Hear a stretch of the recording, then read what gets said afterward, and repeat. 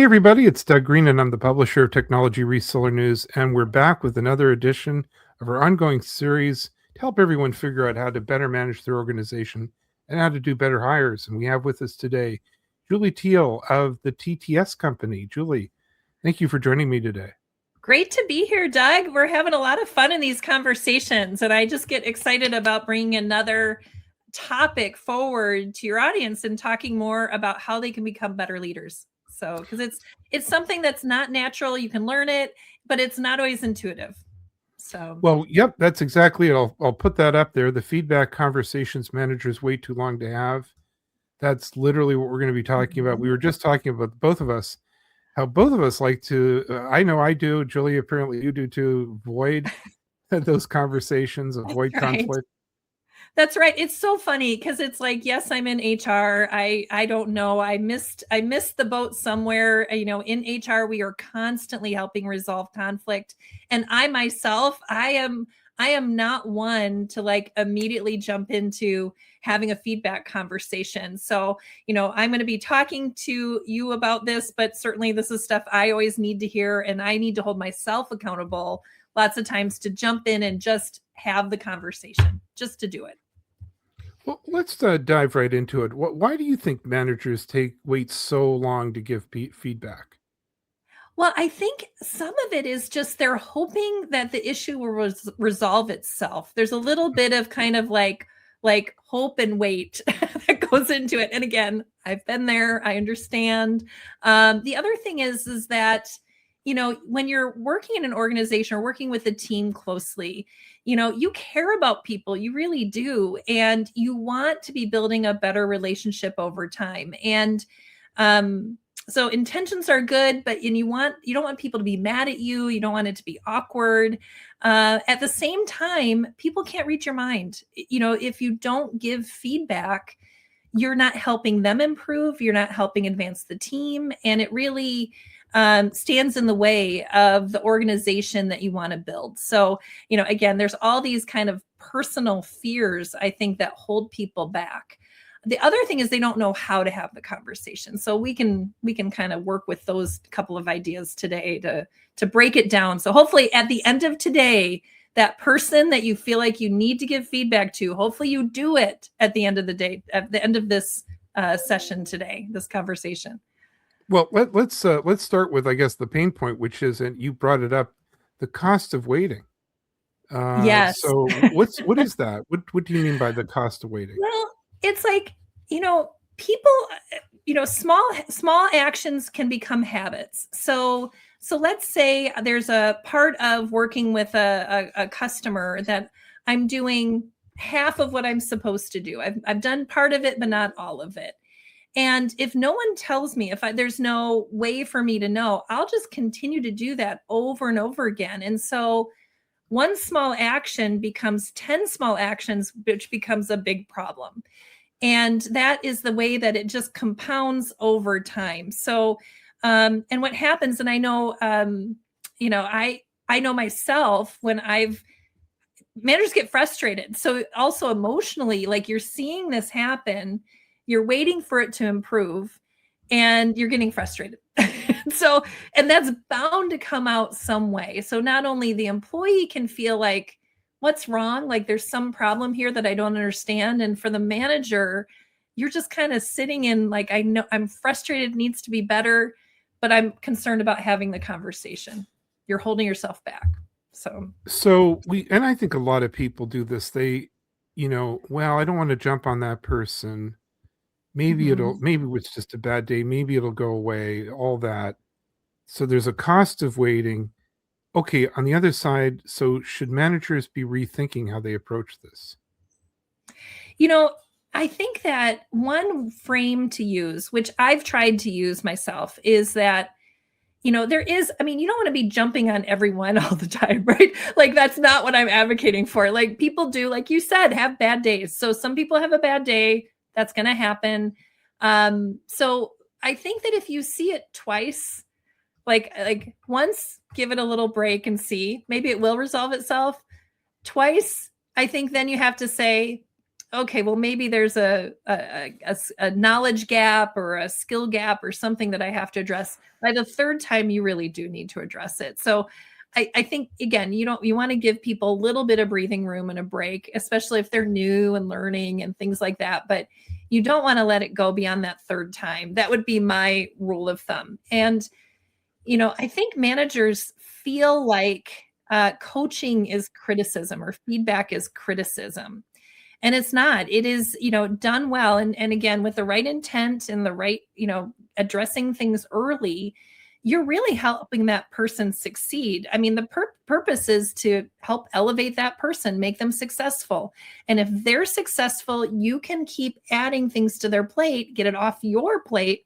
So you as a leader can replace yourself and start doing higher level work. So there is something in it for you to have the conversation and keep helping that employee to improve.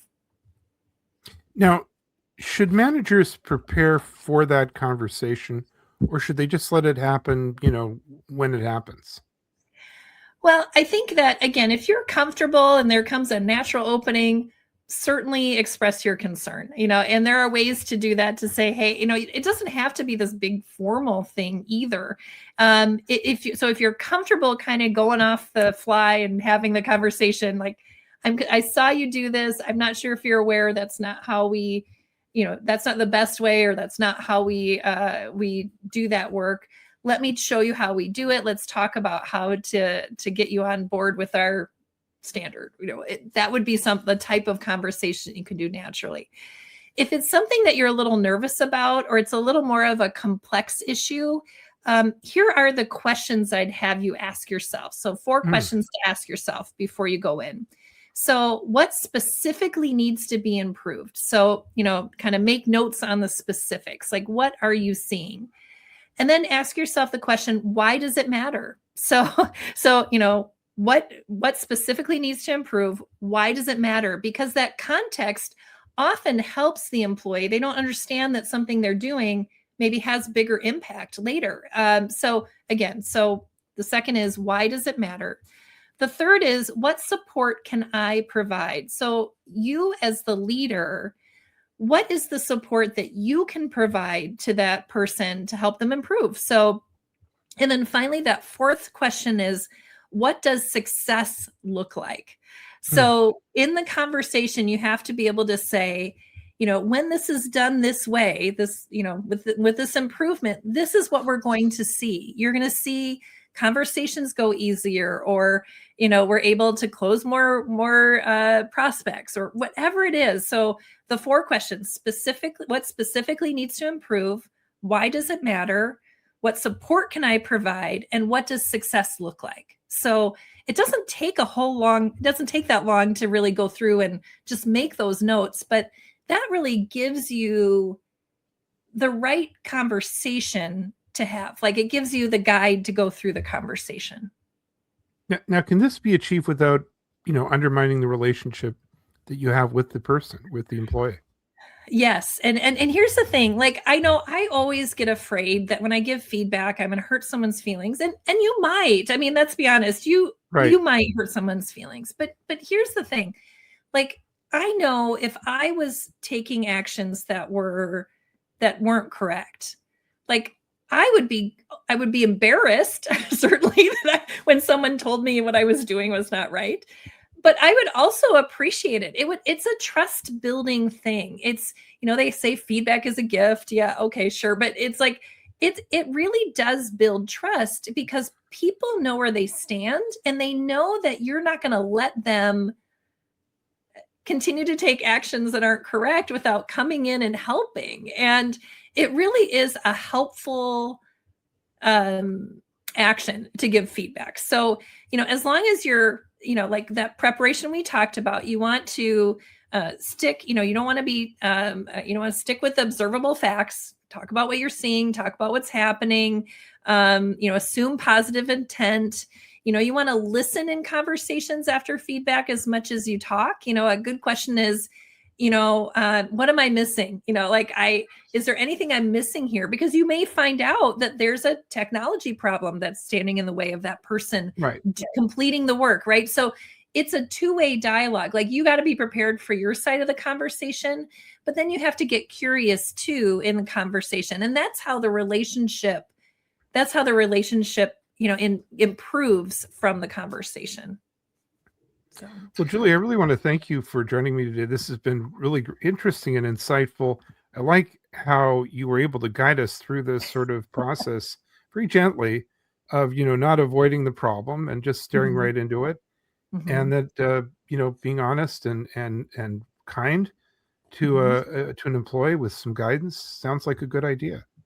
Absolutely. And I sincerely hope that people coming off of this conversation between you and I, again, think about that person, and there's a good chance someone's going to come to mind. Like, who do I need to give feedback to? Take the deep breath, make a few notes on those questions that I shared, and go have the conversation. Julie, I'll share with the readership and audience, this series of podcasts has been a big hit. Our HR podcasts are outflanking compliance, tax compliance, AI compliance, agentic AI podcasts. So lots of people are watching and listening. Lots of people from notable organizations in our industry too. So, Wonderful. Julie, thank you for adding to our level of information. Tell us just a little bit about TTS Company and where we can learn more. Absolutely. So TTS Company provides the support that growing companies need to get HR off the plate, or people issues off the plate of the CEO or founder. And we also come alongside in larger companies and are that extra set of hands for your HR department to, handle the projects that never get done. So, we're able to come in and help that way too. One of the things I'm most excited about is that I'm getting ready to launch a leadership development community called The Vault. And we'll have a future podcast get into that a little bit more, but I'm really excited to be bringing practical daily, weekly actions like we talk about here. It's going to be an app on your phone ultimately that you can access ongoing leadership development and get support from a community. So it's really, it's built off of these conversations we've had and the needs I keep hearing about as I talk to so many technology leaders. There's a real need for having kind of a steady cadence of reminders around how to be a great leader and develop your skills. So more to come there. Julie, we'll look forward to it. But for now, thank you very much indeed. Thank you. Thanks, Doug.